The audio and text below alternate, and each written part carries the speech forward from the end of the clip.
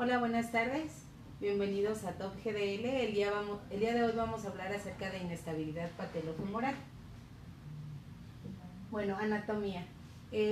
La articulación patelofemoral va a tener estabilizadores pasivos y estabilizadores activos o dinámicos. Los estabilizadores pasivos va a ser el ligamento patelofemoral medial, este ligamento va a actuar restringiendo el desplazamiento lateral en los primeros 20 grados de flexión. Las estructuras óseas de la patela y de los cóndilos femorales son otros factores importantes los cuales van a dar estabilidad. Y el estabilizador dinámico va a ser el vasto medial junto con el ligamento patelofemoral medial y el vasto medial oblicuo, que sabemos que algunas veces es inconstante en algunas personas. Bueno, esta patología la vamos a encontrar más frecuente en la segunda y tercera década de vida. Los factores de riesgo va a ser hiperlaxitud ligamentaria en enfermedades tipo Ehlers-Danlos, aunque sabemos que hay personas hiperlaxas que no son patológicas, sino es simplemente una característica, que ya hayan tenido una luxación previa, y puede ser que tengan un síndrome de mala alineación, porque ya sabemos que esto va a producir un incremento en el ángulo Q y puede ser secundario a un factor anatómico, como puede ser la anteversión femoral, un genovalgo o una torsión tibial externa con pronación del pie. Ahora, los factores anatómicos va a ser una patela alta, una displasia troclear, una inclinación lateral excesiva de la patela, hipoplasia del cóndilo femoral lateral, displasia del vasto medial oblicuo y una tracción lateral excesiva de las estructuras como puede ser la banda iliotibial o el vasto lateral. Ahora, las causas, vamos a tener dos. Puede ser aguda, que normalmente va a ser secundaria a un traumatismo directo y se va a presentar en ambos géneros por igual. O crónicas, como puede ser una luxación recurrente secundaria o a una mala alineación. Ahora, la fisiopatología sin contacto va a ser la rodilla extendida, puede ser con la rodilla extendida y el pie en rotación externa. Entonces puede ser, por ejemplo, los jugadores que presentan una desaceleración, realizan un giro y entonces la fuerza muscular es mayor o la inercia del movimiento, y esto produce que la patela se luxe. O con contusión directa, que va a ser menos común, que puede ser una rodilla con rodilla o por ejemplo un casco. En todos los ejercicios, en todos los deportes de contacto, pues un golpe o algo que hace que la patela salga de la tróclea. Ahora, cuando es aguda, ¿qué vamos a tener? Pues la sensación de inestabilidad y dolor anterior de la rodilla, o el signo en el cual la patela pues va a estar luxada. La presentación clínica, cuando es aguda, vamos a tener la presencia o no de luxación, como ya lo comentamos, con una importante hemartrosis. Va a haber dolor en la parte medial, normalmente en el trayecto que cubre el ligamento femoropatelar medial.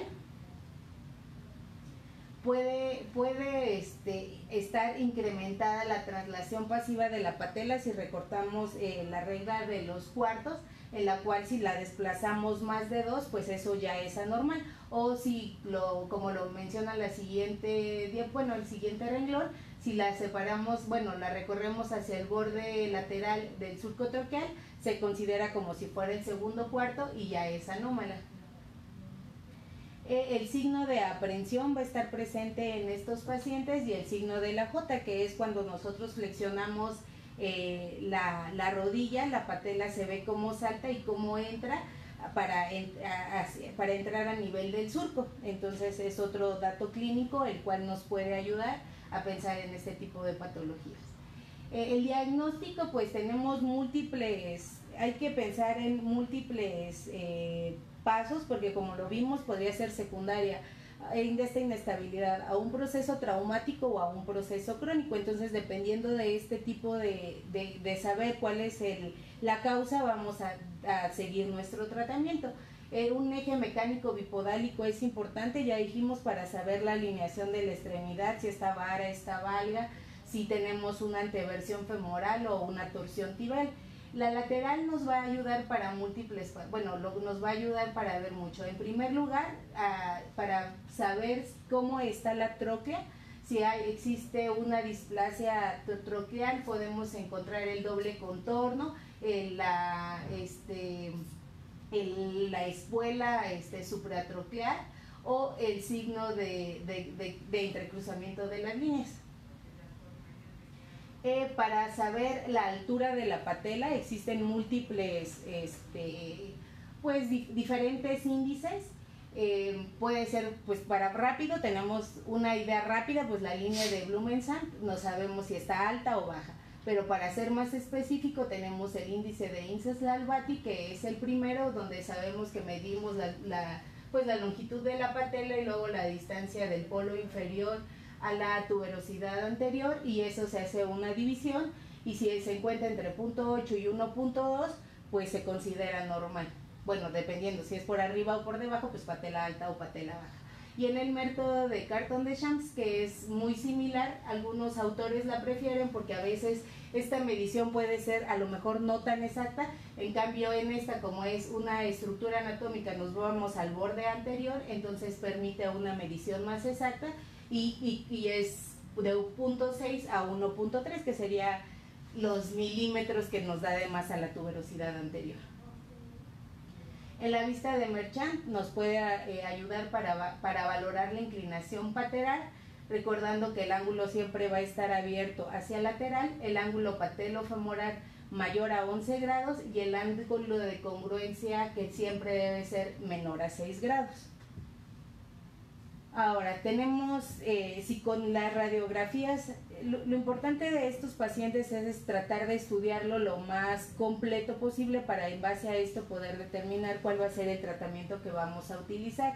Si tenemos la opción de tomar una TAC y pedirle al equipo que nos haga la medición de la distancia del TT al TGT, cuando este es mayor a 20 se considera como anormal, entonces sabemos que ellos mediante reconstrucción hacen una sobreposición en la cual miden la distancia que hay de la tróclea hacia los cóndilos laterales y del borde lateral de la patela a esta línea, y se mide la distancia y con eso nos da esa medición. Ahora, la resonancia magnética, cuando es en una inestabilidad aguda, es muy importante, casi el 80% reporta la literatura o hasta más, va a haber lesiones condrales que van a dejar cuerpos libres dentro de la articulación.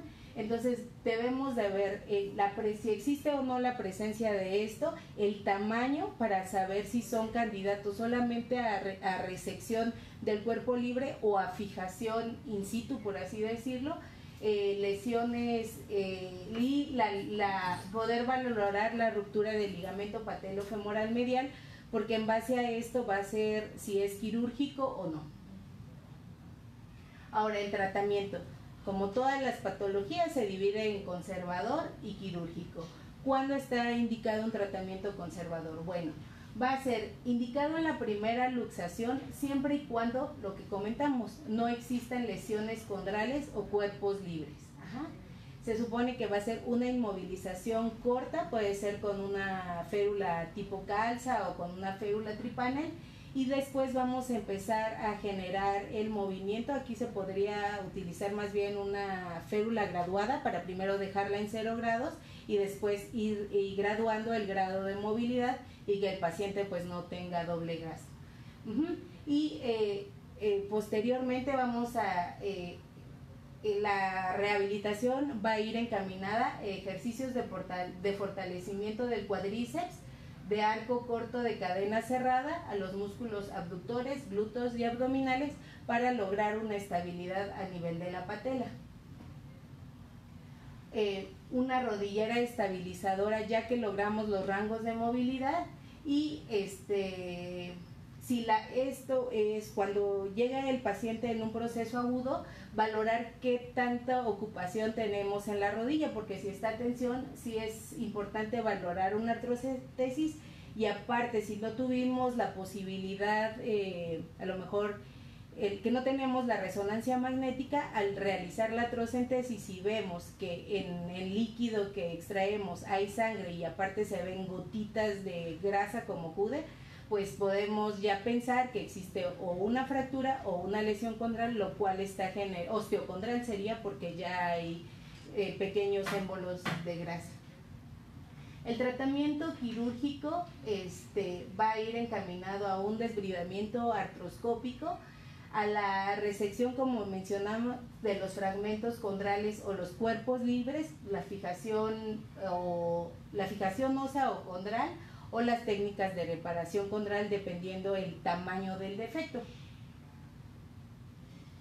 Ahora, la reparación del ligamento patelofemoral medial es un poco controversial en la primera luxación.